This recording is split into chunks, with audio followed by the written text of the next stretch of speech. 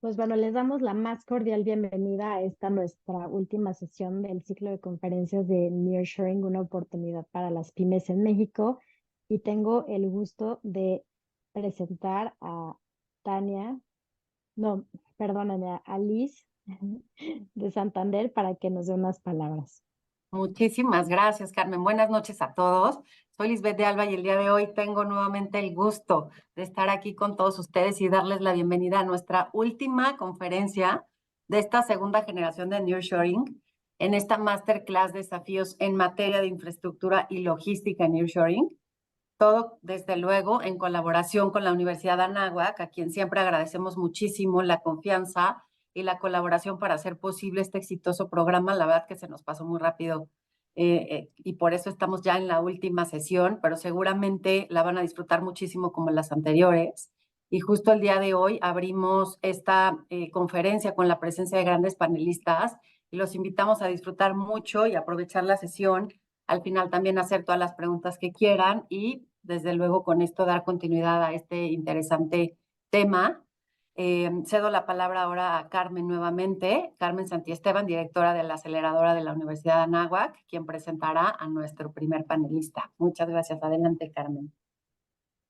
Muchas gracias, Liz. Y bueno, tengo el gusto de presentar a Jean Towell. Es ingeniero mecánico con maestría en Ingeniería Mecánica y Administración de Empresas, todas por la Universidad de Cornell en Ithaca, en Nueva York. Participó en el curso de nacimiento de gigantes para el desarrollo de empresas de alto crecimiento en el MIT. Fue director de mercadotecnia en Apple, México.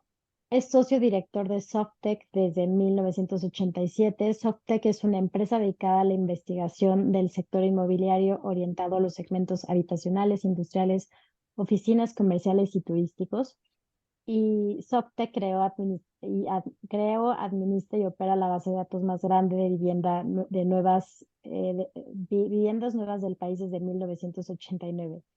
Esta base incluye información de más de 16 millones de viviendas en 49 mercados de todo México. Es fundador de diversas empresas en los sectores inmobiliarios y de alta tecnología. Entre estas se incluyen Hipotecaria Su Casita, Vivesi, Sant Inmuebles y Max Zone de México. Ha impartido cursos de mercadotecnia inmobiliaria en el ITAM, Universidad Iberoamericana, UNAM y Universidad Anáhuac. Y ha sido conferencista invitado en Harvard y la Universidad del Sur de California. Bienvenido. Mil gracias, Carmen. Gracias, por invitarme. Gracias a la Náhuatl, gracias a Santander. Pues listo, a sus órdenes. Ustedes dicen. ¿Estás en mute, Carmen? Ah, ¿ya empezamos? Nos arrancamos, sí, muchas gracias. Ah, órale, pues perfecto. Bueno, pues buenas noches a todos. Me da mucho gusto estar aquí. Voy a compartir con ustedes algunas ideas. Espero que siempre mi objetivo cuando doy una plática de estas es que por lo menos una de las ideas que yo les dé sea una cosa accionable que les permita evaluar o hacer un mejor negocio o hacer un negocio o iniciar un negocio o em, operar de una manera más efectiva. Entonces, con eso nos arrancamos. Los que me conocen saben que voy a compartir mucho más información de la que una persona común y corriente normalmente tiene la capacidad de entender y aprovechar, pero esta presentación obviamente va a estar disponible para cualquiera de ustedes que la quiera utilizar, ya sea a través de la Universidad de Anáhuac o a través de los sitios de Softec, donde la van a poder descargar. Les daremos una liga a nuestros amigos de la Anáhuac para que se pueda descargar. Bueno, entonces con eso creo y estoy convencido que estamos ante la mayor oportunidad en el mercado inmobiliario en la historia de México. Yo cuando llegué a esta industria en 1987, la base de capital del país estaba destruida, todos los ahorros se habían perdido en las grandes devaluaciones de López Portillo y después con todo la descomposición económica que tuvo el país durante el principio de la administración del presidente de la Madrid. Y entonces no había capital, los créditos hipotecarios habían desaparecido, las empresas eran muy chiquitas, no tenían capacidad de gestión. no, el capital en el mundo era muy escaso, o sea, no solamente en México, sino en general. Y ahorita lo que estamos viendo es que primero hay clientes, hay gente que tiene capacidad y ganas de invertir y de comprar en todo tipo de inmuebles en nuestro país. Hay capital, nunca había habido tanto capital en el mundo buscando proyectos ni cosas en que invertir. Hay crédito, no, no, no de a gratis está aquí Santander con nosotros el día de hoy. Hay apetito de invertir en proyectos que son funcionales, que están bien capitalizados, que están bien diseñados, que tienen mercado. Y finalmente, hay capacidad de ejecución. Las empresas, como les digo, desarrolladoras, en los 80s eran chiquititas, podían hacer tal vez 40, 50 viviendas de interés social, y ahora tenemos empresonones que pueden hacer todo tipo de cosas en cualquier lugar del país. Capacidad de construcción, capacidad de gestión, capacidad de armado, capacidad de financiamiento. Tenemos empresas que tienen una mucho mayor capacidad operativa de la que teníamos. Según un reporte, y perdón aquí, esto es de la competencia, dice, esto es de Banorte, pero Banorte estima que México podría obtener ganancias cercanas a 168 mil millones de dólares de exportaciones en los próximos 5 años, 33 mil millones de dólares más de los que ahorita estamos exportando, que son más o menos como 300, como 400 mil millones de dólares. Entonces, solamente con el nearshoring, ¿no? Entonces, es el 6.2% de las exportaciones no petroleras. Entonces, tienes un incremento muy importante que te da el tema de nearshoring, del que vamos a hablar en breve. Eh, un tema que es bien importante y a mí me gusta remarcarlo al principio de este tipo de conferencias, es que diario estamos oyendo que la economía es un desastre, que todo está pésimo, que las cosas están muy mal, que el mundo se va a acabar. Y en realidad, yo lo que les pido es que tenemos que entender y poner las cosas en contexto. Entonces, como empresarios, como personas eh, que dirigen inversiones, como personas buscando oportunidades, lo que tenemos que hacer es poner las cosas en contexto. Les voy a dar un ejemplo. En 2009, 2010, coincidí con Federico Reyes Heroles, el gran analista político, en una conferencia y en ese momento la tasa de homicidios dolosos en México había pasado como de 10 por cada 100,000 habitantes a 20. Y entonces yo le dije, oye, Fede, pues eso está muy mal, pero ¿qué significa? Y entonces me metí y bajé esto que se llama una tabla de morbidad. Es una tabla de morbidades de qué se muere la gente. Esto fue antes de la pandemia, pero la idea la van a entender. Y entonces, 5 de cada personas que se mueren del corazón. 7 se mueren una de cada 7 personas que se muere de cáncer, una de cada 24 se muere de, de un infarto y así sucesivamente. Pero fíjense qué interesante. 20 de cada 100,000 es uno de cada 5,000. ¿Están de acuerdo, no? O sea, 20 entre 100, pues da 5,000.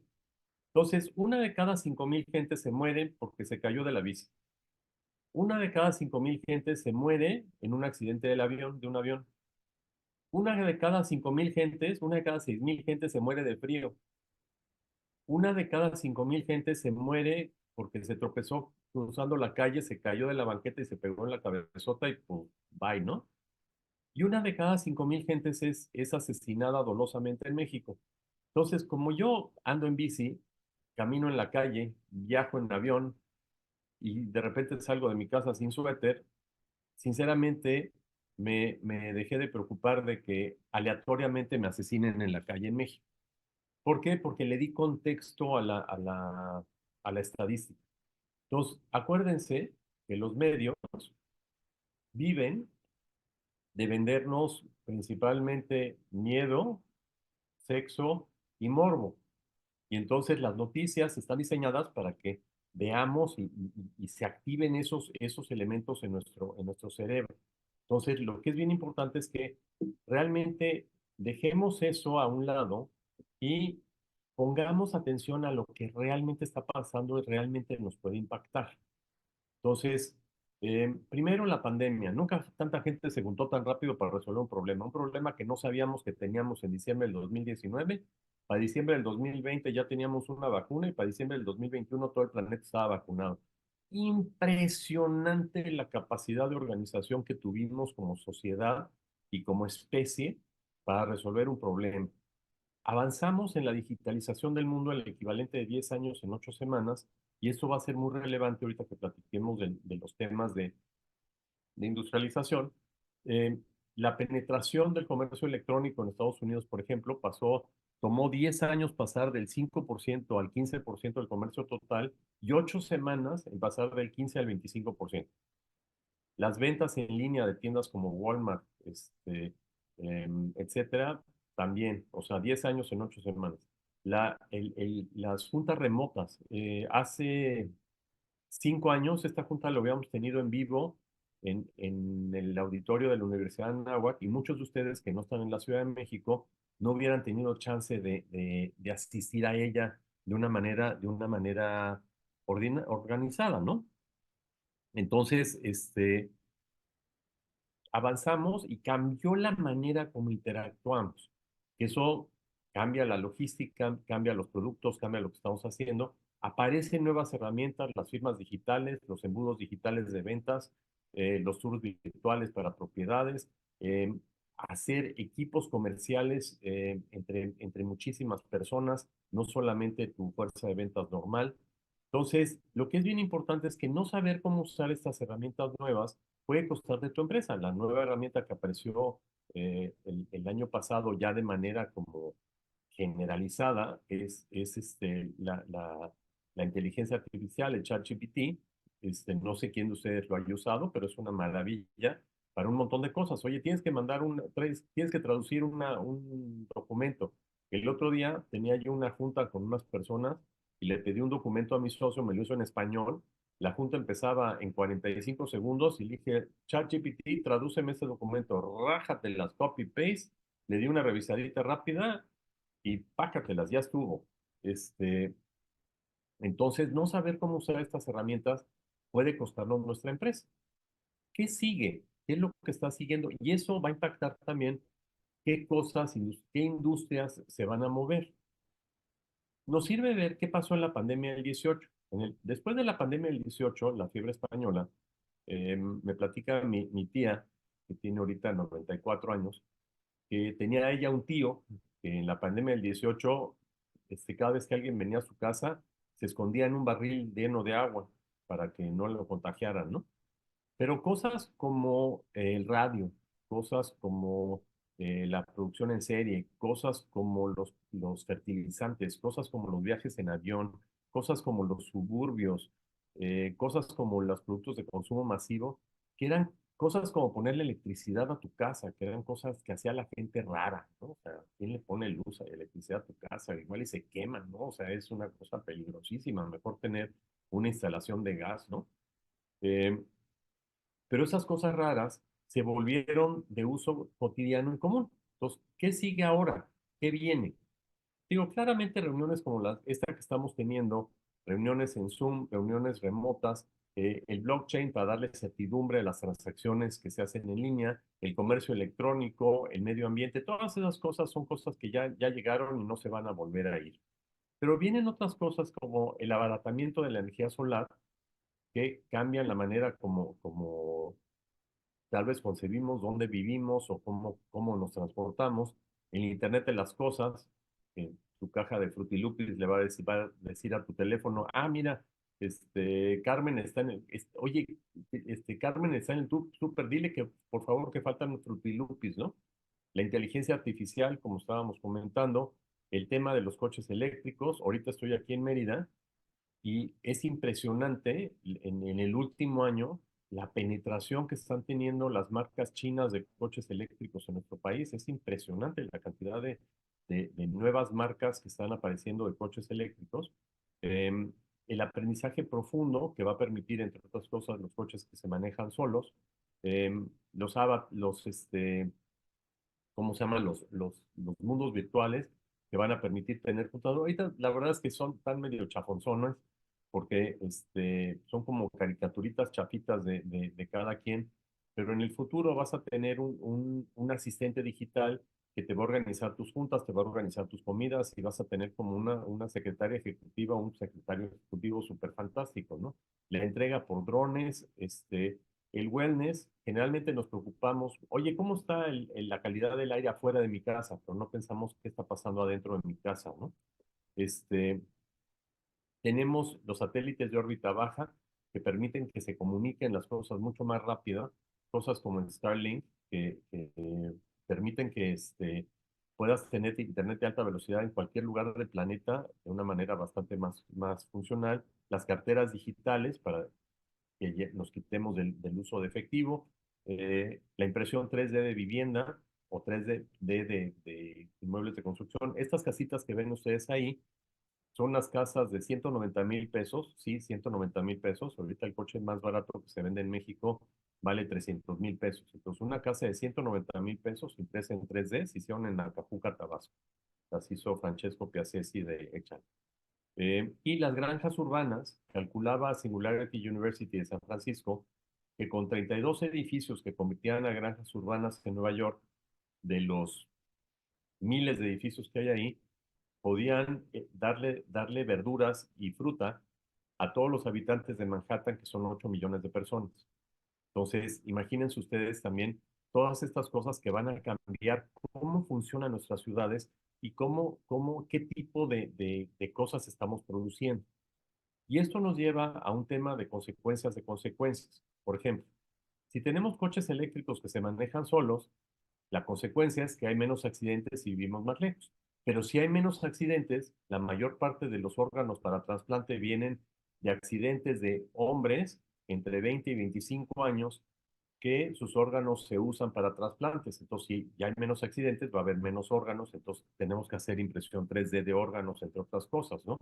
También, si vivimos más lejos, tenemos que tener servicios distribuidos y eso requiere que tengamos otro tipo de sistemas de distribución, otro tipo de sistemas de, de, de cómo compramos y cómo interactuamos. Si tenemos coches que se manejan solos, entonces de repente ya no necesitamos tantos estacionamientos. Ahorita, por ejemplo, en promedio, por cada coche hay entre 3 y 4 cajones de estacionamiento en cada ciudad. Piénselo de esta manera, o sea, tú tienes tu coche estacionado en tu casa, vas a trabajar, ahí hay otro cajón de estacionamiento, vas al súper, ahí hay otro cajón de estacionamiento, vas al Oxxo, ahí hay otro cajón de estacionamiento, vas al banco, etcétera, ¿no? Entonces, esos obviamente se van rotando, pero como quiera que sea, si de repente ya tenemos coches que se manejan solos, pues de repente ya no necesitas dejarlos estacionados en algún lugar en particular. Se pueden regresar a una base o qué sé yo, y entonces eso te libera espacio de qué hacer con los estacionamientos. Entonces, por ejemplo, en la Ciudad de México, que de repente se nos ocurrió que queríamos que cada edificio tuviera todos sus estacionamientos, tenemos edificios que tienen 15, 18, 20 sótanos de estacionamiento. Entonces, ¿qué vamos a hacer con esas mazmorras? ¿Para qué las podemos utilizar en el futuro? Entonces, se vuelven espacios que pueden tener usos alternativos de distribución, de manufactura, de una bola de cosas diferentes. La bajada de los costos de la energía solar, esta es la reducción en el costo de los paneles solares desde 1977. Ha habido una reducción de 350 veces la reducción de costos. Entonces, por ejemplo, la consecuencia de la consecuencia, Vinte es un desarrollador que está haciendo vivienda en todo el país, y entonces de repente Vinte dijo, oye, pues estoy poniendo calentadores de agua solar en las casas. Y me estoy dando cuenta que la gente no cocina en su casa, nada más usa el microondas. Entonces, si pongo unos paneles solares y pongo una parrilla de inducción, pues de repente ya no necesito instalaciones de gas. Ah, caray, qué interesante. Y entonces se abarata el costo de producción de la casa y se abarata el costo de operación de la casa, porque el gas, pues, si ya no lo tienes que pagar, pues es una lana que te ahorras. El hecho también de que tenemos compras en línea, lo que nos lleva es que ahorita, por ejemplo, los fabricantes llevan sus cosas a una bodega, de la bodega van a la tiendita, de la tiendita nosotros vamos y las compramos. Pero en muchos casos, ahora lo que está pasando, pues es que tú pides una cosa en línea y entonces viene de la bodega directamente a tu casa. Y entonces la manera como tenemos que almacenar y distribuir las cosas también cambia. Todo esto es bien relevante para el tema de lo que estamos hablando de logística y nearshoring, porque tienes que entender qué está empujando el mercado. No solamente es decir, ah, pues sabes que me dijeron que Mercado Libre necesita una bodega de 50,000 metros cuadrados en Saltillo. La pregunta es ¿por qué? Porque entonces vas a poder hacer un mejor producto para Mercado Libre, ¿no? Eh, Otro gran ejemplo de lo que pasó en la pandemia fue lo que pasó con los restaurantes, los que entregaban a domicilio y los que no entregaban a domicilio. Los que entregaban a domicilio aprendieron a hacer una cosa que les llaman dark kitchens, donde de repente tienes una fábrica de comida que le da servicio a N cantidad de personas que están cercanas a esa fábrica. Entonces tienes una bodega donde posiblemente haya 10 o 15 marcas diferentes de restaurantes fabricando comida para entregar a domicilio. Em, las oficinas también, la manera como usamos las oficinas también está cambiando. De ser un modelo donde la oficina era el centro de la actividad, imagínense eh, lo que pasó a finales del siglo XIX cuando se inventa el teléfono. Antes de que se inventara el teléfono, la fábrica y la oficina tenían que estar en el mismo lugar para que se pudiera comunicar la gente y le pudieras decir las cosas a las personas. Sin embargo, ya que tenías teléfono, podrías tener la oficina en un lugar y la fábrica en otro. Ahorita con herramientas como esta que estamos usando el Zoom, lo que nos está sucediendo es que puedes tener tu oficina en un lugar y las personas repartidas en otro lugar. Entonces, ahora trabajar se vuelve un poco similar a como ir a la universidad, donde cuando vas a la universidad, parte de tu trabajo lo haces en el salón, parte lo haces en la biblioteca, parte lo haces en la cafetería, parte lo haces en la casa, en casa de algún compañero, de algún amigo, de tu novia, de tu novio, este, o como quiera que sea. Y entonces de repente, o tienes oficinas temporales para hacer diferentes cosas. Entonces, las oficinas se vuelven ahora como un núcleo donde vas a tener capacitación, juntas, reuniones, ventas, cierres, etcétera, ¿no? Entonces, se vuelve diferente la manera como utilizamos los espacios inmobiliarios. También este cambio lleva a diferentes maneras de vivir. Personas, lo que se llaman los nómadas digitales, donde tienes a personas que viven en un lugar y trabajan en otro. Los viven en un lugar que les sale más barato y trabajan en un lugar donde les pagan más dinero. Y entonces, pues tienes una situación de enorme ventaja para la persona y también para las empresas. De hecho, el hijo de mi socio trabaja en una empresa que está en Palo Alto, cerca de San Francisco, y vive eh, a 4 horas de Nueva York en una granja, que es una zona súper barata para vivir. Y pues una vez al mes viaja a San Francisco, se reúne con sus compañeros y el resto del tiempo pues trabaja remotamente en línea. No solamente es gente que trabaja en Nueva York y vive en México, eso también se está dando en otros lugares del mundo. Eh, y entonces hay lugares del mundo que tienen ventajas competitivas contra otros. Hay este sitio que se llama Numbeo, que ve los costos de vida comparativos a diferentes lugares, pone a Nueva York como 100, y entonces pones los costos de vida en diferentes lugares, y pueden ustedes ver que en general México cuesta entre un tercio y la mitad de lo que cuesta vivir en Nueva York. Por lo tanto, hay muchas personas que quieren trabajar en Nueva York, pero vivir en México. Y entonces eso nuevamente te lleva a una serie de demandas de ciertos productos y servicios. Entonces la pregunta que nos tenemos que hacer es si nuestros productos caben en la realidad de los coches eléctricos, de la producción de alimentos, del wellness, de la recepción de drones, la inteligencia artificial, cableados de alta velocidad, etcétera.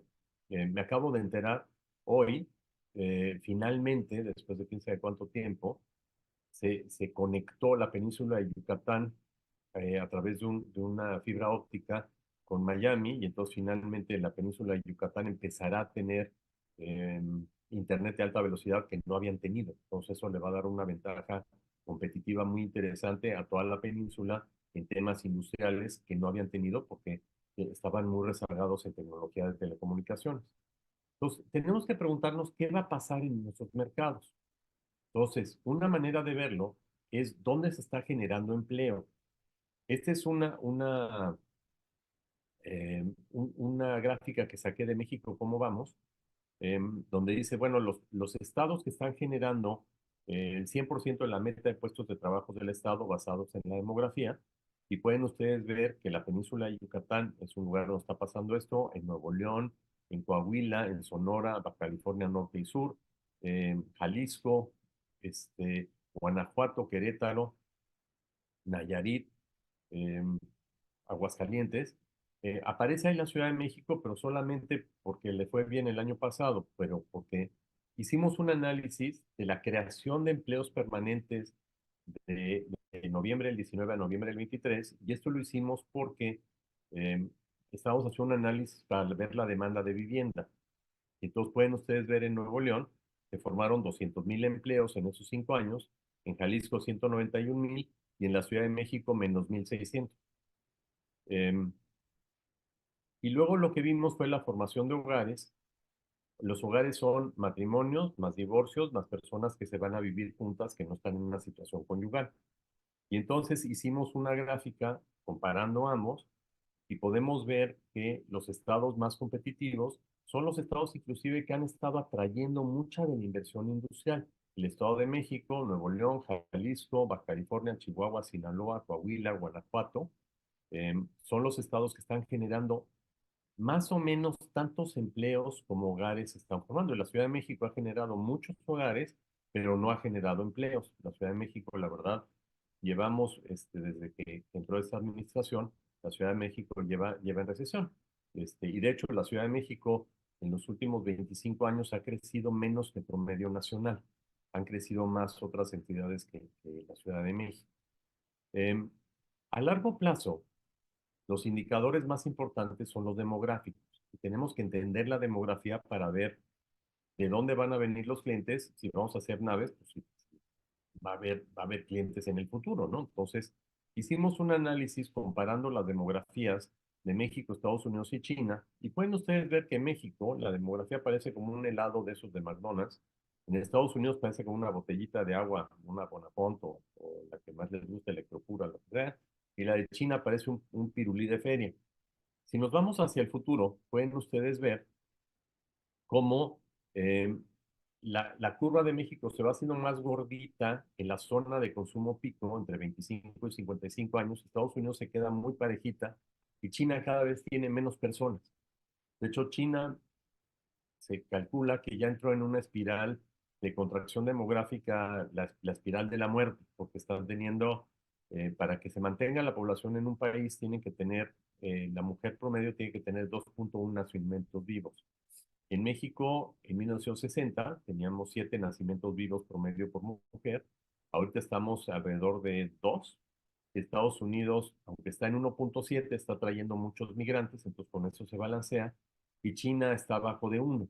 Entonces en China se calcula que para fin de siglo va a haber entre la mitad y un tercio de la población y van a ser casi todos viejitos. Entonces China tiene un problema que nosotros no tenemos. Entonces, México es un lugar mucho más atractivo porque tenemos una base de consumidores creciente y una base demográfica estable. Como la demografía no es opcional, al 2035 vamos a duplicar el PIB de las ciudades, va a cambiar la movilidad, va a haber cambios en tecnología, vamos a hacer 19 millones de casas, 30 millones de metros cuadrados de espacio comercial, 260,000 cuartos de hotel, 20 millones de metros cuadrados de oficinas, entre 60 y 200 millones de metros cuadrados de espacio industrial, ahorita les voy a explicar por qué, eh, y vamos a duplicar la infraestructura universitaria. En el 2020 había alrededor de 2 millones de chavos cursando la universidad y para el 2030 va a haber 4. Entonces tenemos que duplicar nuestra infraestructura universitaria. Entonces, este es un magnífico momento para estar en el sector inmobiliario en México. En 1980, cuando el arquitecto Ramírez Vázquez hizo la primera proyección hacia el 2000, se dio cuenta que íbamos a tener que volver a ser México, es lo que él decía. Tenemos que volver a ser México entre 80 y el 2000. Y se hicieron una bola de planes de repensamiento de las ciudades.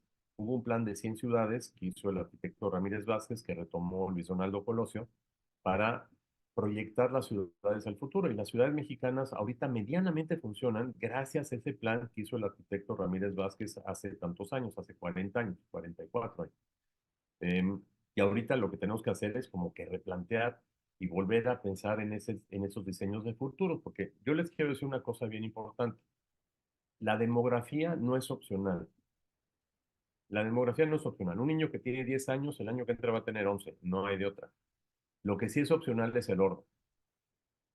Y entonces la demografía nos va a decir cuáles o cuántos.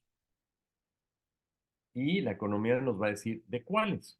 Entonces, ¿cómo se ven las cosas a partir de ahorita? Primero, la economía se ve estable. Mis amigos economistas se van a enojar conmigo, pero yo la verdad es que cuando yo veo que la economía más o menos está creciendo entre un 1, un 3, 4%, quiere decir que mi futuro depende de lo que yo haga y no tanto de un desorden, de que los mares están desordenados. Entonces, ahorita lo que vemos una economía donde las cosas pueden caminar. Luego, tenemos que volver a entender el ecosistema inmobiliario. El ecosistema inmobiliario parte de una infraestructura, generalmente un puerto, un aeropuerto, un cruce de caminos, y eso se rodea de servicios, de espacio público, de comercio, oficinas, industria, lugares donde se genera empleo. Y luego el empleo requiere que haya vivienda porque la gente tiene que vivir en un lado si quiere trabajar en alguna parte. Entonces, tenemos que entender esta variable y si el ecosistema está desbalanceado, así como si ustedes tienen un ecosistema donde, eh, por ejemplo, lo que pasó en el parque Yellowstone, que había demasiado, no crecían los árboles porque había demasiados venados, porque se comían los tallitos de los árboles que estaban haciendo, y entonces metieron 5 lobos. Y con esos 5 lobos se resolvió el problema, porque los venados ya cuando veían al lobo se iban corriendo y entonces no se comían todos los tallitos, en todos los árboles les daba chance de crecer. No había demasiados venados, porque los lobos se comían a los venados viejos, y entonces balanceaste el ecosistema. La inversión inmobiliaria en México, nosotros calculamos que este año van a ser 567 mil millones de pesos, de los cuales, si vemos el año pasado, fueron 557 mil millones de pesos, 267 mil millones de vivienda, 88 mil de vivienda vacacional, 62 mil de hoteles, 34 mil millones de oficinas, 65 mil millones de industrial y 38 mil de millones de comercial. Uno pensaría, deberían de estar más o menos balanceados, debería ser más o menos lo mismo de inmuebles habitacionales como de inmuebles comerciales. Ahorita todavía tenemos mucho espacio para crecer en la parte de inmuebles comerciales, que no son viviendas. Este año calculamos 567 mil millones de pesos, en hoteles 89 mil millones, oficinas 40 mil, industrial 82 mil, comercial 25 mil, vivienda 241 mil, y sí, efectivamente es menos que el año pasado. ¿Por qué? Porque no están arrancando proyectos, no estamos haciendo suficientes viviendas en nuestro país, y eso va a tener un efecto sobre la industria, entre otras cosas. En vivienda, como les digo, vemos una contracción del mercado sistemática, salvo en la vivienda vacacional, que es la única que ha crecido, y en la vivienda residencial, producto de 2,5 a 5 millones de pesos, que más o menos está estable. Todos los demás mercados se han venido contrayendo. En la parte comercial, lo que nos ha pasado es que en la pandemia no se arrancaron centros comerciales y entonces la producción de espacio comercial viene bajando. Sin embargo, el consumo viene subiendo. Entonces, vamos posiblemente a partir del año que entra a empezar a volver a ver crecimiento de espacio comercial.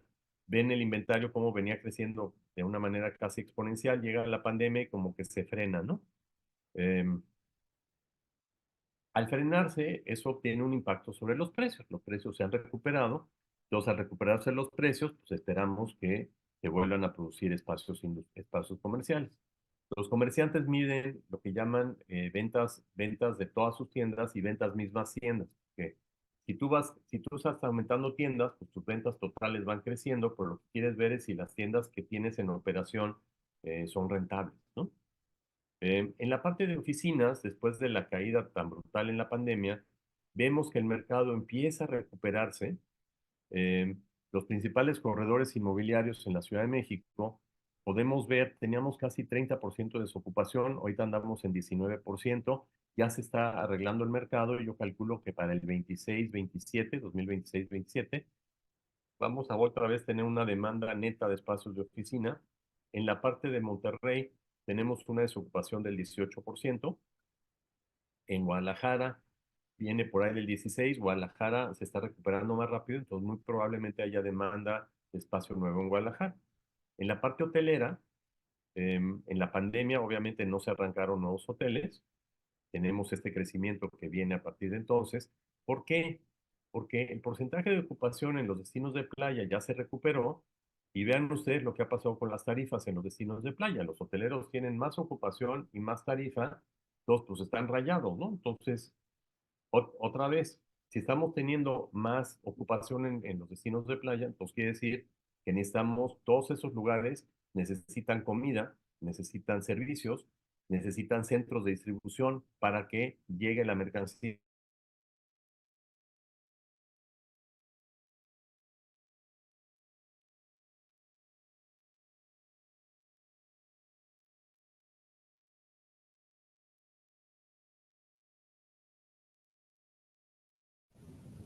Una disculpa, seguramente hubo algún problema con el audio.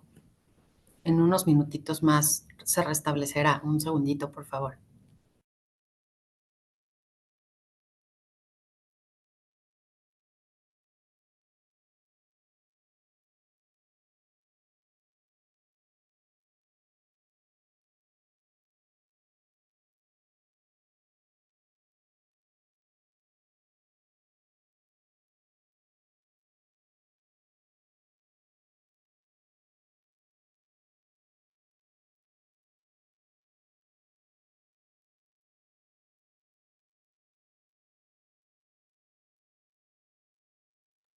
Ya se está conectando nuevamente.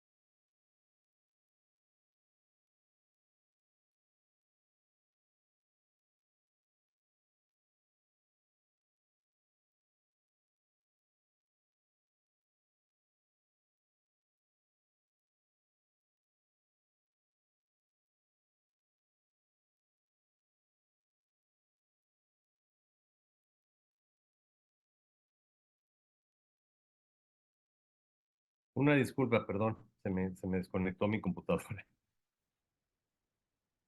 Regresamos. Entonces, como les estaba yo comentando, los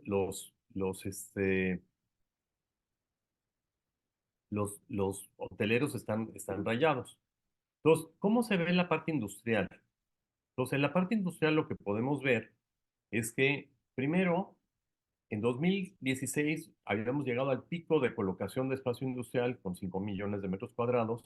Llegó el señor Trump y nos dijo que iba a salirse del TLC y entonces bajó a casi 2 millones de metros cuadrados colocados para el 2019. Luego vimos que era medio baba de perico. Empieza el tema de la pelea comercial de Estados Unidos y China y entonces empieza a crecer la demanda de espacio industrial. Y ustedes dirán, oye, aquí tienes un crecimiento casi exponencial del 19 al 22 y aquí como que se frena en el 23. Ahorita vamos a ver por qué. Y entonces vemos un incremento de los metros cuadrados, se incorporaron casi 5.2 millones de metros cuadrados y lo que tenemos que entender es que los inmuebles comerciales tenemos diferentes categorías, inmuebles tipo A, tipo B, tipo C, y los inmuebles tipo A tienen cierta clasificación en las alturas de la bodega la distancia entre las columnas, el tipo de construcción, el tipo de aislamiento que tienen, etcétera. Y podemos ver cómo lo que ha venido creciendo más bien es el norte del país, es el crecimiento. Tenemos ya casi 86 millones de metros cuadrados de inventario industrial, cuando teníamos en el 2010 40.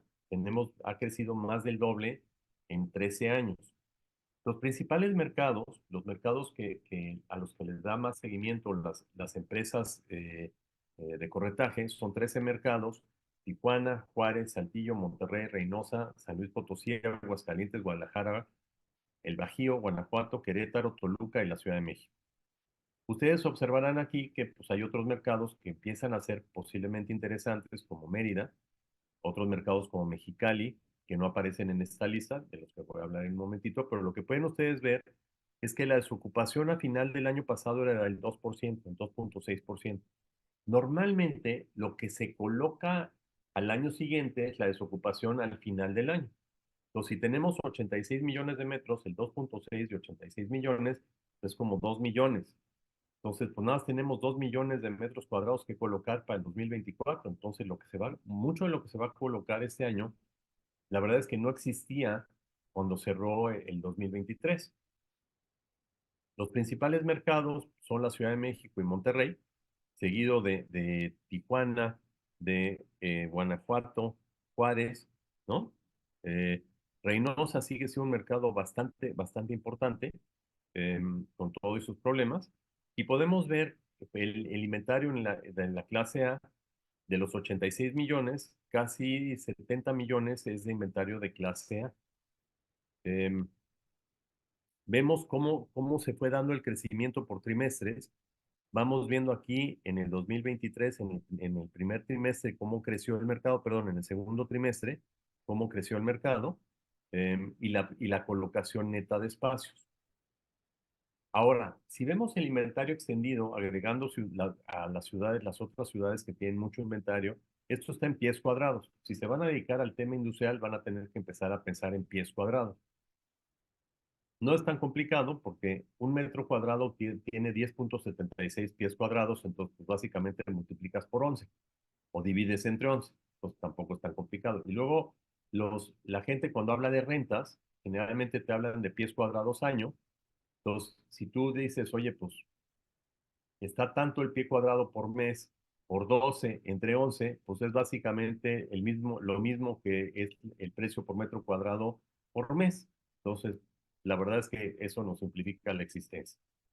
La desocupación, tienes aquí en Mexicali a finales del tercer trimestre del año pasado. Mexicali se fue una empresa grande que yo creo que se va a volver a colocar. Tienes Querétaro, Juárez, Guadalajara, Monterrey, Tijuana, pero estos son casi todos bodegas medio viejenzonas. Las bodegas nuevas, esas pues tienen una ocupación de casi el 100%. Pero lo que es más preocupante es esto. Aunque hay una enorme demanda de espacio industrial, los inicios de nuevas bodegas, pues con la excepción de Monterrey, que tiene casi 1 millón de metros cuadrados que estaban en proceso en el tercer trimestre del año pasado, la verdad es que casi todos los mercados pues tienen bien poquito inventario en proceso. O sea, hay mucha demanda, pero hay poca oferta. Y ahorita vamos a ver por qué. Los principales mercados para inmuebles clase A tienes claramente Monterrey, la Ciudad de México, Guadalajara, Tijuana, Querétaro y Juárez, que son los mercados más grandes. Em, y lo que estamos viendo aquí también, fíjense cómo los precios estaban muy parejitos y de repente en el 2023 subieron. ¿Qué pasó? Pues en realidad pasaron una combinación de cosas. Primero, subieron las tasas de interés y entonces eso hace que bajen los precios de las bodegas, pero al mismo tiempo hay escasez de bodegas y la apreciación del peso hace que las rentas que te cobran por metro cuadrado en dólares hayan subido. Y entonces tenemos esta subida que tiene que ver con el superpeso. Estamos cobrando más caro, entonces puede ser, podríamos correr el riesgo que nos saque de mercado, pero la demanda no se ve que se vaya a frenar. Aquí se puede ver más este crecimiento. Pueden ustedes ver en el centro del país estábamos en $4, 4, 4, 4, 5, 5, 5, 5, y de repente el año pasado pasó de $6 por metro cuadrado a finales del 22 a 7.50 a finales del 23. Y eso tiene que ver, como les digo, con el superpeso. ¿Qué es el nearshoring? Sucede cuando una empresa mueve todo o una parte de su producción para situarse más cerca de su consumidor final, para reducir costos y evitar contratiempos logísticos. Sucede por la guerra comercial entre China y Estados Unidos, la pandemia, la guerra entre Rusia y Ucrania. ¿Por qué puede crecer tanto lo industrial en México? Fíjense, es bien fácil, es simplemente como si tú pones un hielo junto a un bote de agua hirviendo. Estados Unidos tiene 1.300 millones de metros cuadrados de bodegas, China tiene 1.000 millones y México tenía 73 hace 2 años que hice esta gráfica.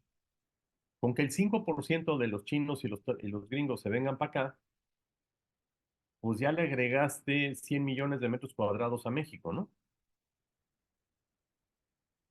¿Por qué está pasando esto también? Primero, no es una cosa que está pasando así de repente. A partir del 2015 se igualó el comercio transatlántico y el transpacífico, y los países que tienen acceso a los dos mares, suficientes personas y zonas industriales conectándose entre los mares, son las que se están beneficiando. Y en América solamente hay dos países que tienen esa situación, México y Estados Unidos. Y entonces en México, los corredores logísticos que hemos hecho, donde recibes mercancía en Altamira, la pasas a Monterrey y la sacas por Manzanillo o por Mazatlán, o la sacas por Nuevo Laredo. Entonces, la mercancía pasa de un lado a otro, se transforma en los centros industriales a través de conexiones carreteras, trabajadores, industria. Pero no es una cosa que es nueva. Esta es la tendencia del crecimiento que hemos tenido de las exportaciones petroleras, no petroleras de México. ¿Quiénes son nuestros clientes? Pues principalmente es Texas, California, Michigan y Ontario en Canadá. ¿Qué les vendemos? Coches, unidades de procesamiento de datos, vehículos de transporte, partes de accesorio y automotrices, monitores y proyectores, alambres y cables, teléfonos, instrumentos, tractores y sillones. Los principales anuncios que se dieron en el 22 y 23 son de baterías, de Volkswagen, Nissan, Kia, Michelin, Jabil, Link, EV, Bosch, Continental, Pegatron. Y luego en el 23 Tesla, BMW, ZF, Centro, Navistar, Novatec, Male, Bendix, Dana. Y lo que se anunció para este año, para el 24, podemos ver, se anunciaron 42 mil millones de dólares de inversiones, principalmente concentradas en Nuevo León, Coahuila, Sonora, pero hay inversiones esperadas en Yucatán, en Veracruz, en San Luis Potosí, en Querétaro, en Aguascalientes, y en Baja California. ¿De qué? Pues aquí está la lista de las diferentes cosas para que puedan ustedes ver de qué son. Em, y la expectativa de los inversionistas es que al 2030 pues va a haber más nearshoring, más onshoring, que es venderle a los clientes locales y la mayor parte, esto quiere decir que la mayoría de la gente piensa que esa es una tendencia que sigue y seguirá. Aquí les puse un pequeño video que no les voy a pasar porque ya me di cuenta que ya me estoy acabando mi tiempo, pero habla del puerto de Nuevo Laredo. El Nuevo Laredo, a Estados Unidos entra más mercancía por Laredo y Nuevo Laredo que lo que entra en Long Beach, en California. El puerto de entrada de Estados Unidos en Laredo, Texas, es más importante que Long Beach, que es el puerto, vamos a decir, de barco más grande de Estados Unidos.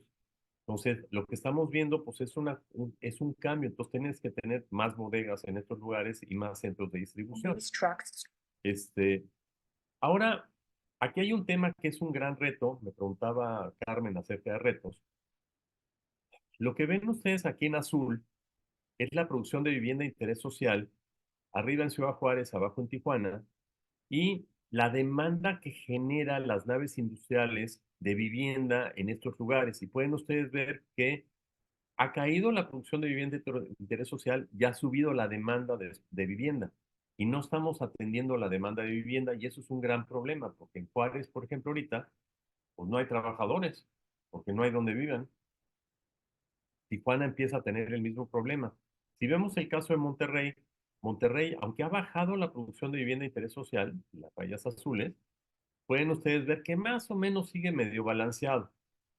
Aquí abajo es Aguascalientes, que Aguascalientes aquí hubo una inversión sota de Mercedes-Benz y por eso parece que el mercado se desbalancea, pero en general Aguascalientes sigue siendo un mercado razonablemente ordenado. Pero un problema, un reto, un foco rojo ya en el espacio industrial es la falta de mano de obra y la falta de vivienda para los trabajadores. Luego vemos a la parte del billete. ¿Qué genera la demanda? La demanda te la funciona dos variables. La transformación de comercio para hacer centros de abasto y distribución o cuando estás ligada a sistemas de producción. Entonces tienes las dos. En México tienen las dos. Los centros de distribución en las ciudades de alto crecimiento, en la Ciudad de México, Monterrey, Guadalajara, Cancún, etcétera, que requieren centros de distribución y luego las que están ligadas a los modelos de exportación, que básicamente es del centro del país hacia el norte, aunque recientemente en Yucatán empieza a haber oportunidades aquí también. Las métricas que vemos financieras, la primera es el NOI, el Net Operating Income, que es básicamente similar a la Guafida o al EBITDA, que es básicamente los ingresos por rentas menos los costos de operación sin tomar en cuenta los impuestos. Entonces, el NOI es el rendimiento que te daría el inmueble si lo consideraras como un bono. Luego también tienes que tener las variables claves, es la calidad del inquilino, porque le vas a rentar a un solo cuate. Entonces, pues quieres saber que ese cuate va a estar ahí en la duración del contrato, ¿no? Si la desocupación es superior al 15% está ofertado y la desocupación es menos del 8% está demandado. ¿Se acuerdan que les dije que la desocupación es del 2? Entonces está súper demandado. Las métricas que usamos aquí es el cap rate, que es la tasa de capitalización del inmueble, que es básicamente es el porcentaje de el precio del inmueble que paga el ingreso operativo neto. Y el valor de esta tasa se da por transacciones de productos similares. Entonces tú puedes tener tu retorno sobre costo, que es a ti te costó tanto, cuánto te paga de rentas, qué retorno tienes, y luego tienes que calcular cuál es el cap rate de mercado. Si el cap rate de mercado es inferior a tu retorno sobre costo, quiere decir que esas rentas tú las puedes vender más caro, tú puedes vender el inmueble más caro. Si el cap rate está arriba de tu retorno sobre costo, tú vas a vender el inmueble más barato de lo que te costó comprar. Entonces aquí hay un ejemplo. Por ejemplo, si tú tienes un ingreso potencial de 10,000 pesos, tienes un ingreso por otras cosas de 1,000 pesos, tienes una estimación de vacío del 5%, tu ingreso total es de 10,500 pesos, tienes los gastos de operación son de 3,000 pesos, impuestos y predial, básicamente es el predial, porque los impuestos sobre la renta no lo consideras. Entonces, tus gastos totales son 4,000, tu NOI es de 6,500. Si el cap rate de mercado es del 2, entonces esos 6,500 yo los podría vender en 325,000 pesos. Si el cap rate de mercado es del 20, esos 6,500 es el 20% de 32,500. Entonces observen cómo cuando bajan los cap rates, suben los precios. Cuando suben los cap rates de mercado, bajan los precios, ¿no? Este, la manera como calculamos cuánto deberíamos de invertir en un inmueble comercial tiene que ver si lo va a vender o si lo voy a rentar. Si lo va a vender, pues va a tener un margen de utilidad y si lo voy a rentar, que es mi base de costo. Entonces, la tierra pues debería ser no más del 25% del costo de la cosa. La edificación, si lo voy a rentar, entre el 44 y el 55% y así sucesivamente. ¿Cómo calculo su valor? ¿Cuál es mi renta mensual? Lo multiplico por 12, estimo mis vacíos promedio.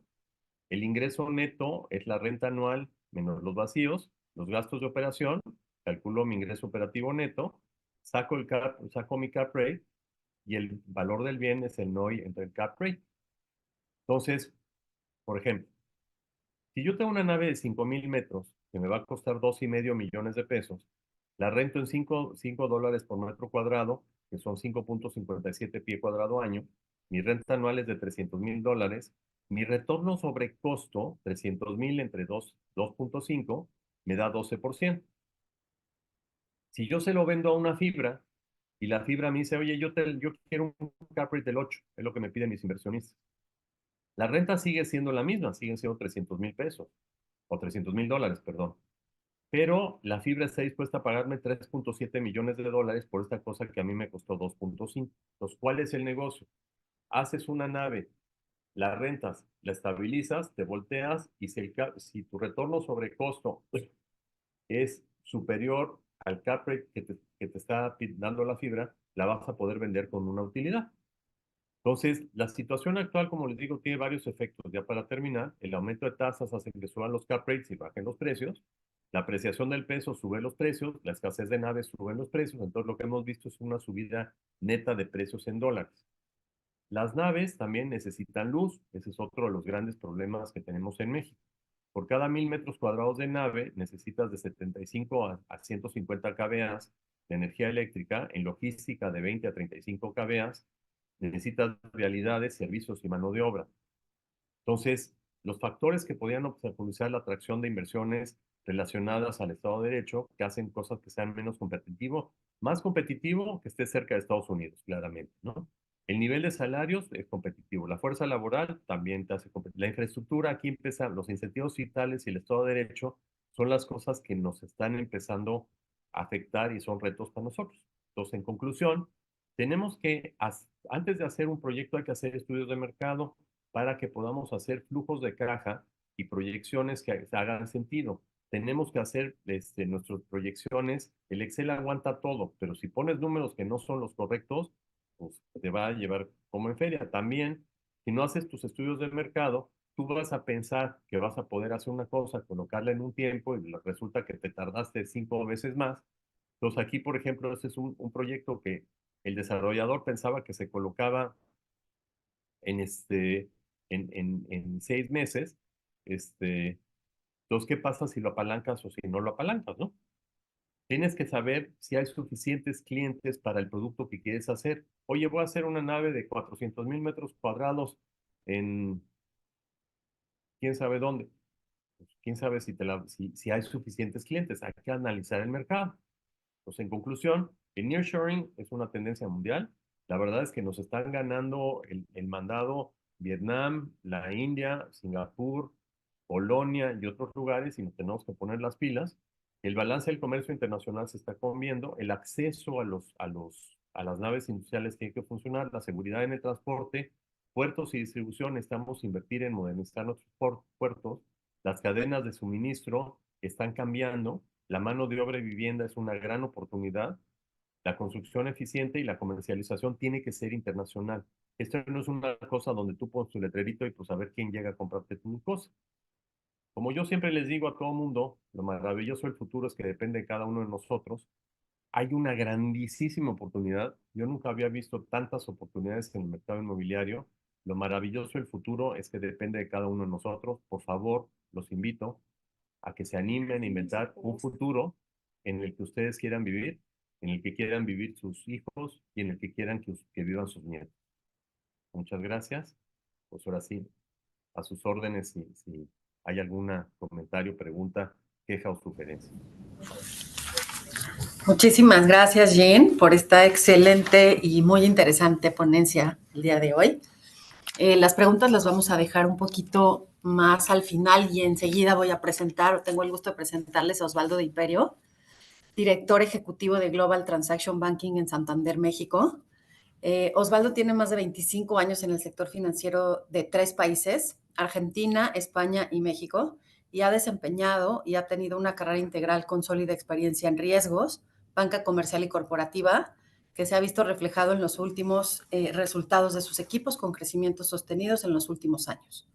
Osvaldo es licenciado en Administración de Empresas y tiene una maestría en Finanzas por la Universidad Católica Argentina, además de una maestría en Banca y Mercados Financieros por la Universidad de Anáhuac. Bienvenido, Osvaldo. Adelante. Y gracias por estar el día de hoy aquí con nosotros.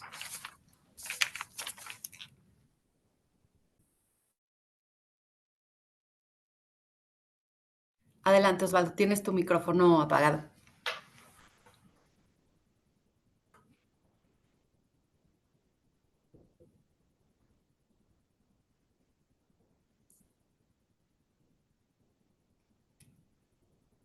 No te escuchamos todavía. Está en mute tu micrófono.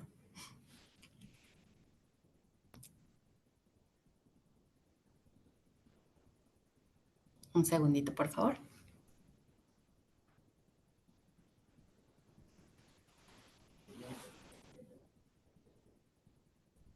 Ahí está. Listo, muchas gracias. Adelante. Sí, ahí están viendo la pantalla, sí, porque estábamos justo viendo. No sé si alguien Todavía, ahí está. todavía no vemos la presentación, ya los vemos y los escuchamos bien. Perfecto. Bueno, hola, ¿qué tal? Muy buenas noches a todos. No se está proyectando. ¿Sí? ¿No se está proyectando? No, está tu cámara. A ver. Minutito, por favor, ¿eh? Adelante.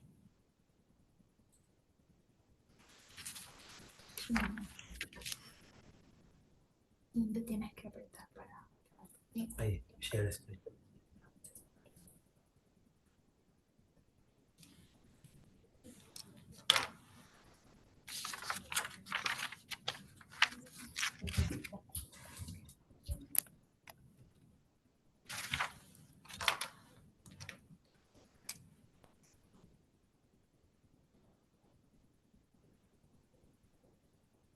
Listo, vemos perfectamente bien la presentación. Bueno, ahora. perdón, ahí Adelante. los problemas técnicos, ¿eh? ¿Me escuchan? Sí. Perfectamente. Bueno, muchas gracias. Bueno, gracias por la presentación. Mi nombre es Osvaldo de Imperio, aunque mi tonada sea de otra parte, estoy acá basado en México. Así que bueno, tenemos algunos temas para compartir de lo que es nearshoring. Me gustaría empezar contando muy brevemente lo que es cómo está estructurado el banco. El banco, como saben, está dividido por segmentos.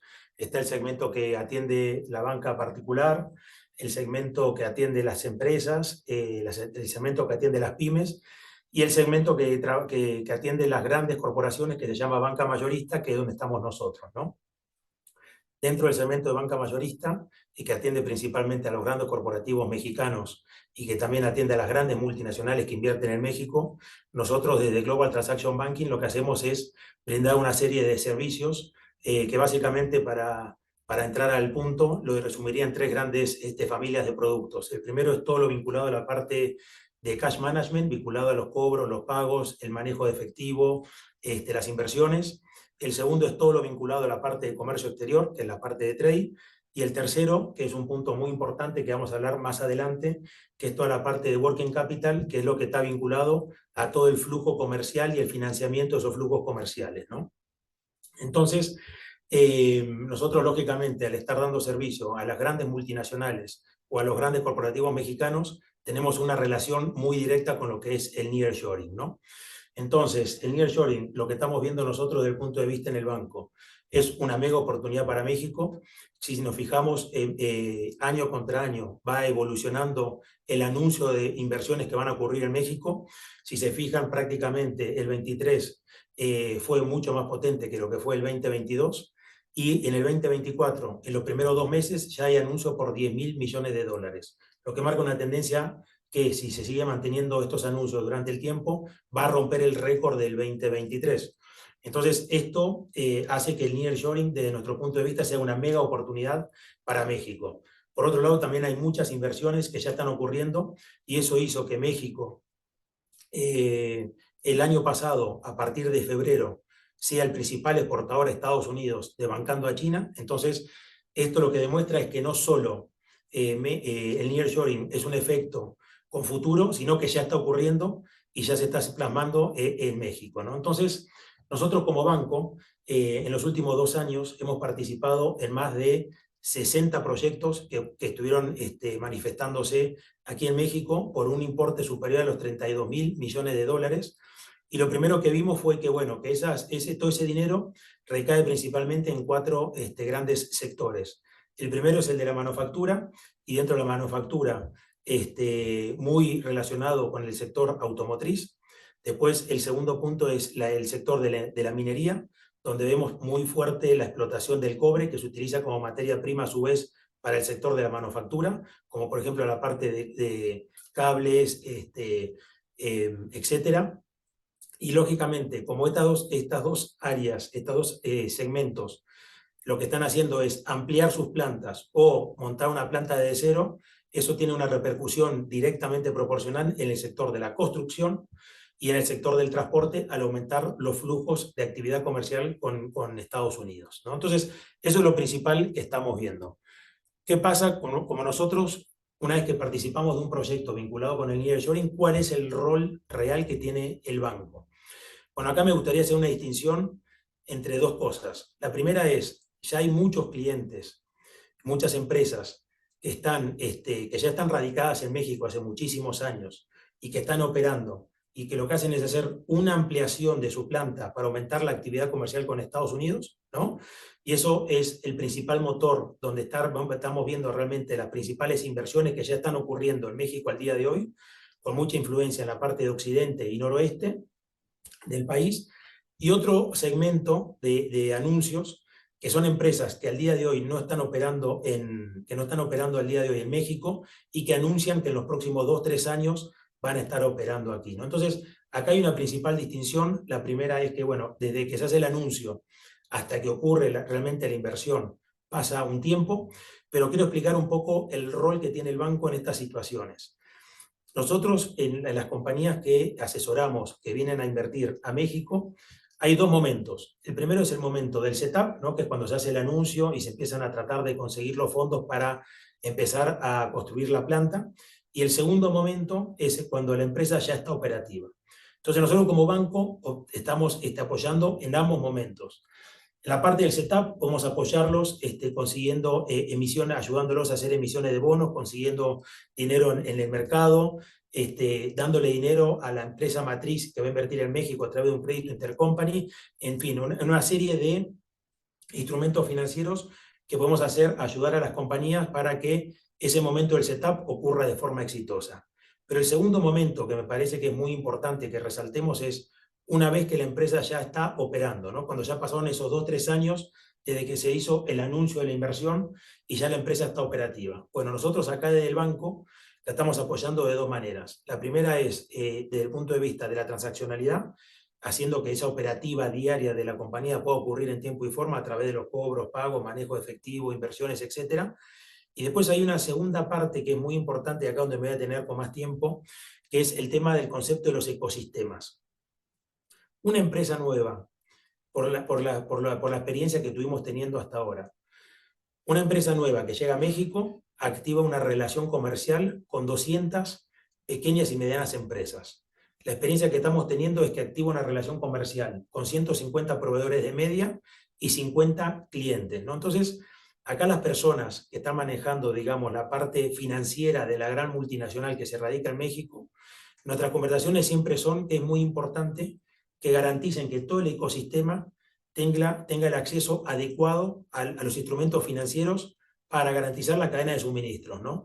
Imaginemos una gran multinacional, no sé, automotriz que se radica en México que no estaba operando y un proveedor que es autopartista, de pronto se le cuatriplica, por demanda de esta nueva multinacional, se le cuatriplica la solicitud de actividad comercial. Lógicamente, si esa pequeña y mediana empresa no tiene el acceso o no es capaz de conseguir los instrumentos financieros adecuados para poder financiar esa ampliación de la actividad comercial, lógicamente la cadena de suministros se va a ver afectada negativamente y no vamos a lograr tener el impacto de la inversión como se había estimado. Entonces, nosotros cuando tenemos charlas con empresas que están empezando a radicarse acá en el país, este es un punto que levantamos y que consideramos que es muy importante, porque al final del día, si no garantizamos que el ecosistema del cual va a vivir la multinacional que invierte en México, en la persona que se encarga de la parte financiera, no garantiza que tanto sus proveedores como sus clientes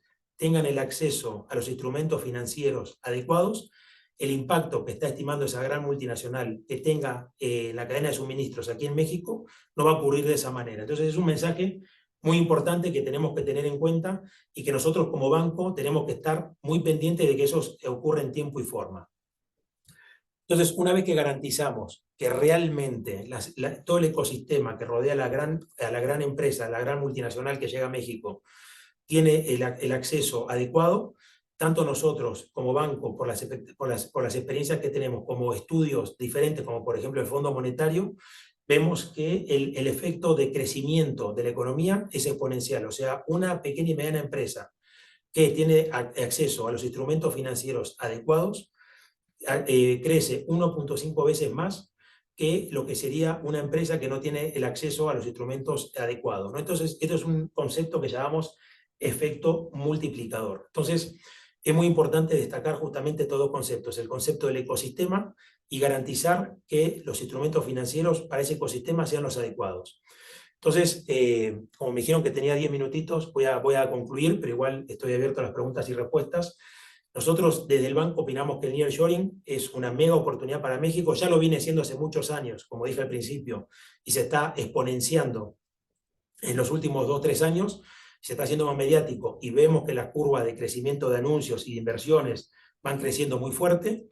Esto tiene un impacto muy, pero muy grande en los bancos, en los grandes corporativos, en las pequeñas y medianas empresas, en la comunidad sí por la creación de nuevo empleo, teniendo un impacto en el PIB mexicano muy, muy fuerte. Entonces, nosotros como banco tenemos la obligación de acompañar a la empresa, de asesorarla del momento que anuncia que se quiere radicar en México y tenemos que ir teniendo muy cuidadosamente cuidado de que cada una de estas etapas que nombré al principio, la parte del setup, la parte una vez que está operativa y cómo garantizar que el ecosistema tenga los flujos suficientes, creo que es un deber que tenemos que tener todos los bancos en México para que este concepto de nearshoring, que vemos que es muy bueno y que todo el mundo lo ratifica, tenga realmente un impacto espectacular en la economía mexicana.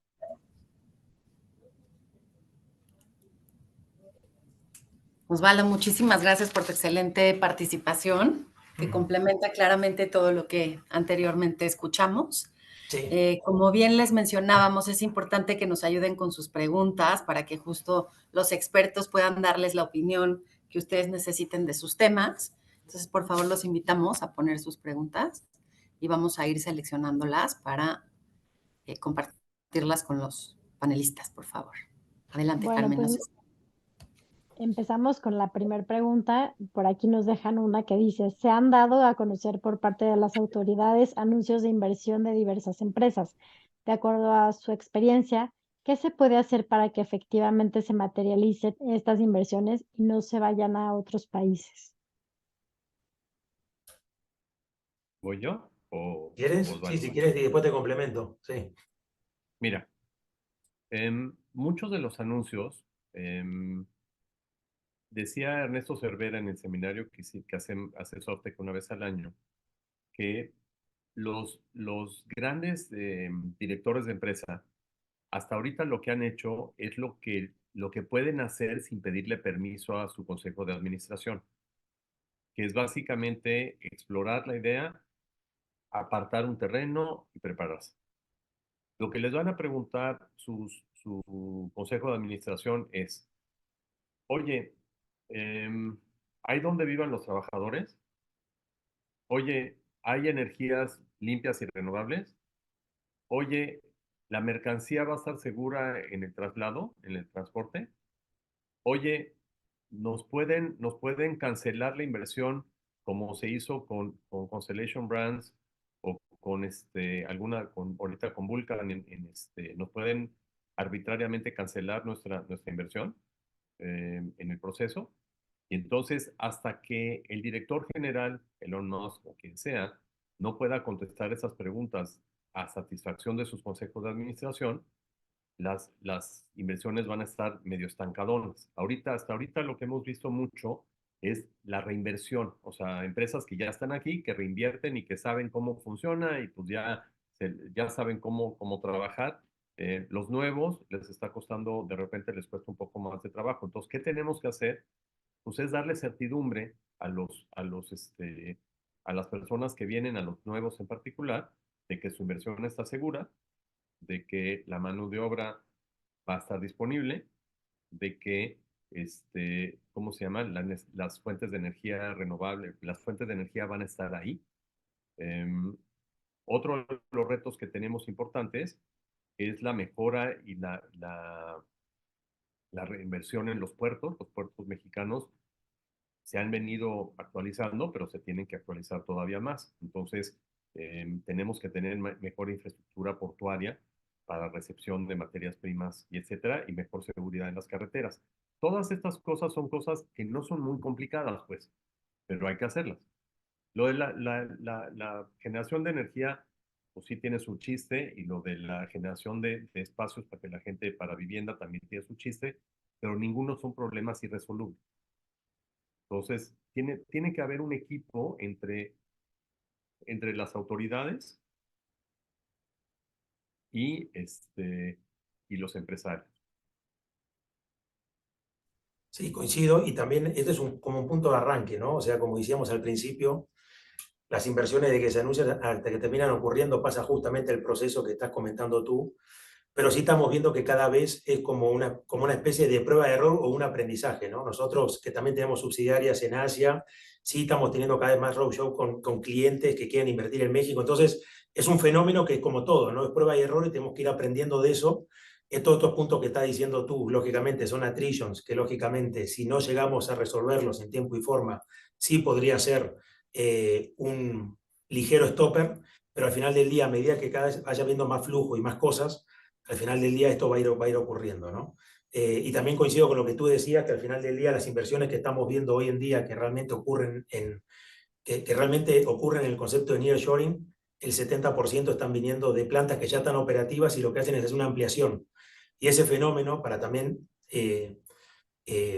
validar, digamos, que es un fenómeno que ocurre de ambas partes, también está ocurriendo de las empresas que son manufactureras en el otro lado de la frontera, ¿no? Con el sur de Estados Unidos, algunas empresas que son proveedores para que nosotros hagamos la manufactura aquí y después podamos mandarlo de vuelta a Estados Unidos, también están creciendo. Entonces el fenómeno sí realmente vemos que ocurre de ambas partes, ¿no? O sea, es una cosa que realmente llega para quedarse, hay que ser inteligente de qué manera lo manejamos para que tenga un impacto fuerte, pero sí está ocurriendo, eso es una realidad.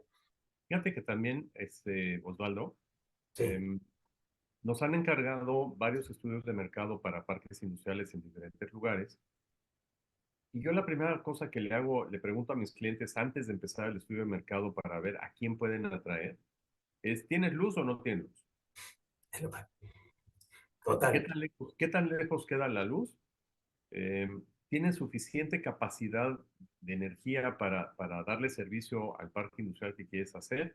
¿O qué Total. inversiones se requiere para poderlo hacer? Entonces, la primera pregunta que le estoy haciendo a mis clientes es, antes de que me digas, oye, ¿qué tengo que hacer para traerme a Chirey? ¿O qué me tengo que hacer para traerme a Texas Instruments? ¿O qué tengo que hacer para traerme a Apple o a quien sea? ¿Tienes luz o no tienes luz? Y tienes luz con la calidad y del tipo que están demandando las gentes. Yo me recuerdo hace casi 30 años hicimos un seminario donde hablábamos de los edificios rangueados con elementos LEED, ¿no? O sea, para que tuvieran sostenibilidad y tuvieran ahorro de energía y estas cosas. Y muchos de los desarrolladores decían, no, hombre, eso en México nunca va a funcionar. Y hoy, si haces un edificio de oficinas que no es LEED, pues no lo rentas. Entonces, yo creo que en la parte industrial es un poco lo mismo. Hay ciertos elementos que son clave, o sea, como te digo, la energía, la mano de obra y los accesos. eh, Como tú dices, Osvaldo, creo que son las cosas claves, y aquellos lugares que tienen esas cosas son los que están jalando la mayor cantidad de inversión. Total. Sí, nosotros lo que estamos viendo como banco es toda la parte de Occidente, sobre todo es donde más ampliaciones se están viendo, ¿no? Y la parte de todo noroeste, donde más inversiones se están viendo de ampliaciones de clientes que ya están operando, ¿no? Por lo menos en los casos que nos tocó como banco, ¿no? Bueno, me voy con la siguiente pregunta. Por acá nos dejan, ¿qué prioridad tiene para los bancos el nearshoring? ¿Y están dando créditos solo a corporativos o también a los desarrolladores de naves industriales? Esta me parece que es directa para Osvaldo. A ver, la importancia que el banco le está dando es brutal.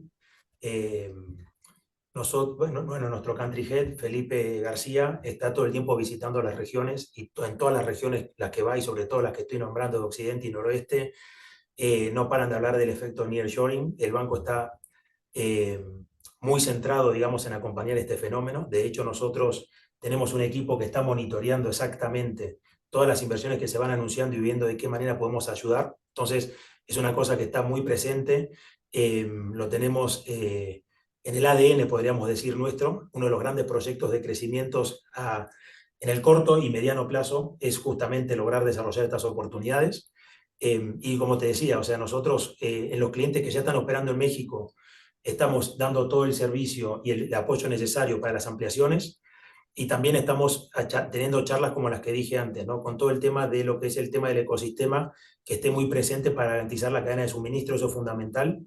Y nosotros y las inversiones nuevas que están llegando, estamos un paso más atrás, ¿no? Estamos haciéndole seguimiento exhaustivo para ver que realmente termine ocurriendo, dando el soporte necesario para que la llegada de esa inversión sea un soft landing, digamos, a México, ¿no?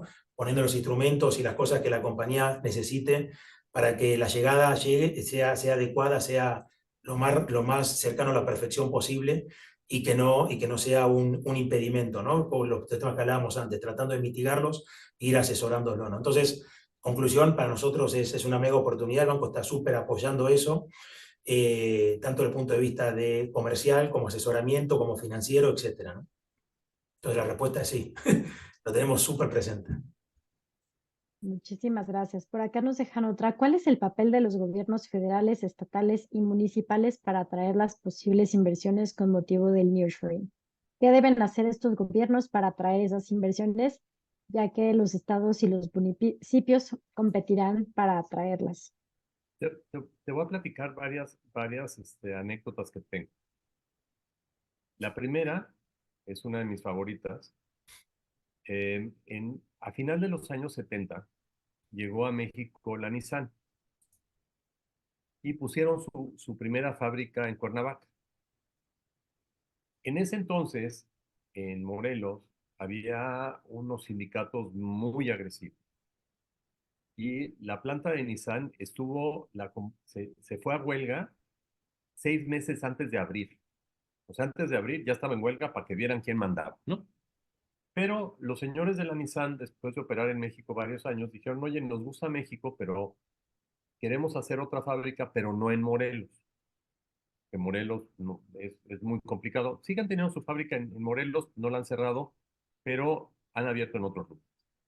Y entonces se fueron a buscar a diferentes partes. Y entonces llegaron a Monterrey y estaba ahí el licenciado Martínez Domínguez de gobernador y se asoma en su oficina y dice, ¿quiénes son estos japonesitos que están ahí? No, pues vienen de la Nissan, que quieren poner una fábrica de coches. Sí, ¿para qué queremos una fábrica de coches? No hay. Oye, ¿a qué hora se va el último vuelo a México de mexicano? No, pues a las 11. Pues cítalos a las 12 de la noche. Ya tienes a los japonesitos a las 12 de la noche afuera de la oficina del gobernador. A la 1 de la mañana les dice, no, no los va a poder recibir hoy, los va a recibir mañana. Entonces tuvieron 3 días ahí en Antesala. Después de ahí fueron a Aguascalientes. Y en ese entonces, ahorita no sé si sea el caso, pero en ese entonces, las empresas japonesas solo invertían en ciudades que tenían campos de golf. Por una razón muy sencilla. Imagínate que tú eres un eh, gerente en Osaka y te dicen, oye, te vamos a mandar a México. Ah, caray, ¿y dónde es eso? No, pues mira, vas a ir a un lugar donde nadie habla japonés, donde discriminan brutalmente contra la gente oriental, donde la gente no te va a querer, donde tus hijos no van a poder ir a escuelas donde aprendan japonés, pero te vamos a hacer socio de un club de golf. Y eso en Japón en ese momento era muy valioso. Y entonces buscaban lugares donde había campos de golf.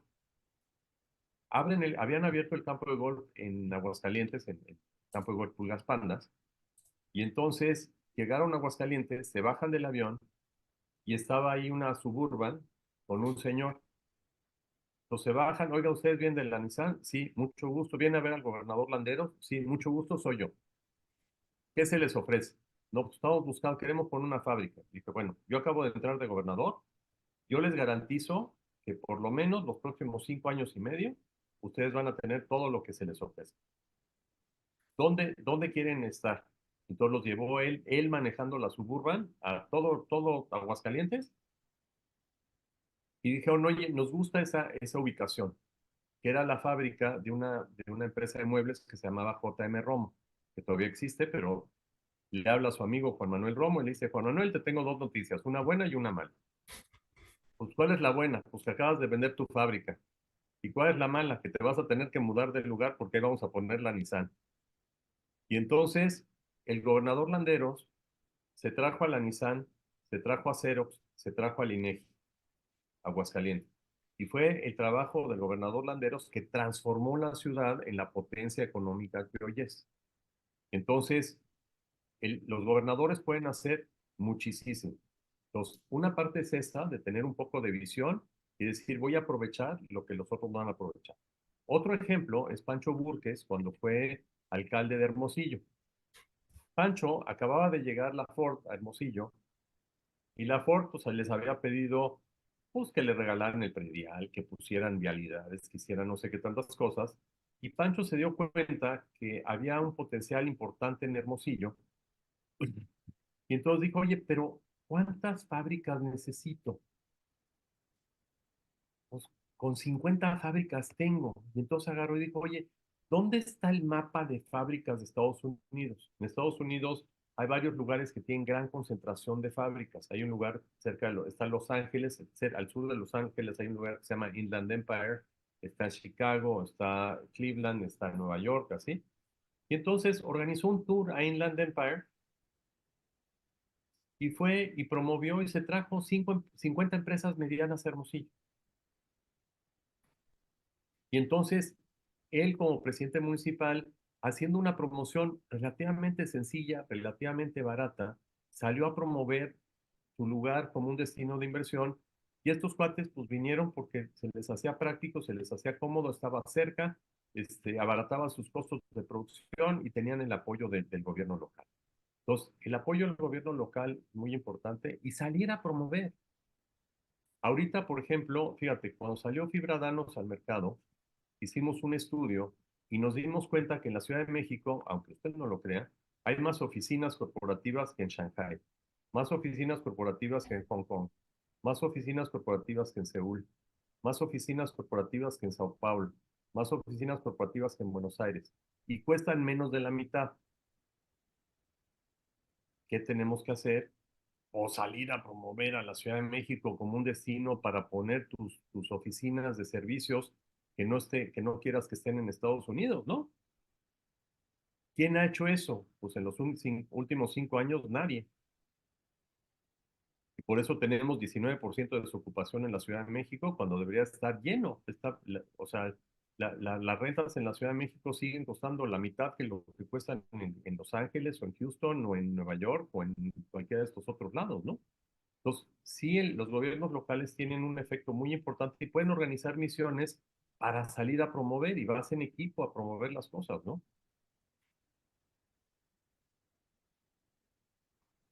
Muchas gracias. No sé si quieras complementar, Osvaldo, o me voy con la siguiente. Nos vamos con la siguiente. Por acá nos ponen, el Estado de México en el sector de minería es uno de los principales productores de materiales pétreos que se emplean en la construcción. ¿Qué instrumentos financieros se pueden ofrecer para apoyar proyectos de inversión en materia de minería de materias pétreos? Me parece que Esa es esto tuya, sería para Osvaldo. Osvaldo. Esa es para Osvaldo. Sí, la estoy tratando de leer. ¿Cuál es la última? ¿Cuál es la que están preguntando exactamente? Está en el chat del webinar, pero te la En el vuelvo a chat del leer si webinar. quieres. Dice, Sí, el sí, sí. Estado, ¿te la vuelvo a leer? Sí, léemela de vuelta porque la estaba buscando en el chat de preguntas y respuestas y no la encontraba. Perfecto. Dice, el Estado de México en el sector de minería es uno de los principales productores de materiales pétreos que se emplean en la construcción. ¿Qué instrumentos financieros se pueden ofrecer para apoyar proyectos de inversión en materia de minería de materiales pétreos? Sí, bueno, justamente es un poco el mensaje que estaba diciendo antes, ¿no? O sea, al final del día, nosotros con lo que estamos viendo, la actividad que estamos viendo sobre todo, es que la parte de minería está creciendo, pero está creciendo como proveedor para otras industrias, ¿no? Entonces acá el punto es garantizar, cuando nosotros estamos hablando con el cliente multinacional que está radicado, que está operando en México, a garantizar a través de instrumentos, como puede ser, por ejemplo, el tema de un instrumento de confirming, que es básicamente darle a través de los flujos comerciales que tiene la multinacional con su proveedor, que podría ser de pronto el de la industria de la minería, garantizar que todas las órdenes de compras que está dándole pueda descontarla a una tasa que tenga acceso a la tasa de interés que accede esa multinacional y no el productor de la minería como pequeña y mediana empresa. Justamente eso es uno de los instrumentos cuando hablamos del ecosistema, garantizar que las cosas ocurran, ese sería justamente un instrumento, ¿no? O sea, garantizarle que por toda la producción que le va a vender el proveedor a la multinacional, que pueda acceder a instrumentos como puede ser el confirming, de que acceda a la tasa de la que está accediendo la multinacional y no a la tasa que un banco le prestaría como una pequeña y mediana empresa, ¿no? Entonces, eso justamente son los temas que tenemos que llevar arriba de la mesa para garantizar que la cadena de suministros ocurra y que todo el nearshoring tenga un impacto fuerte en la economía mexicana, ¿no? Muchas gracias. Y por acá ya la última pregunta. ¿Tienen conocimiento de alguna iniciativa de ley que se esté realizando que permita mejorar la interacción y seguridad jurídica en las inversiones, además de los temas normativos para iniciar la operación? Pues yo la verdad no. Yo tampoco, no quería decirlo, pero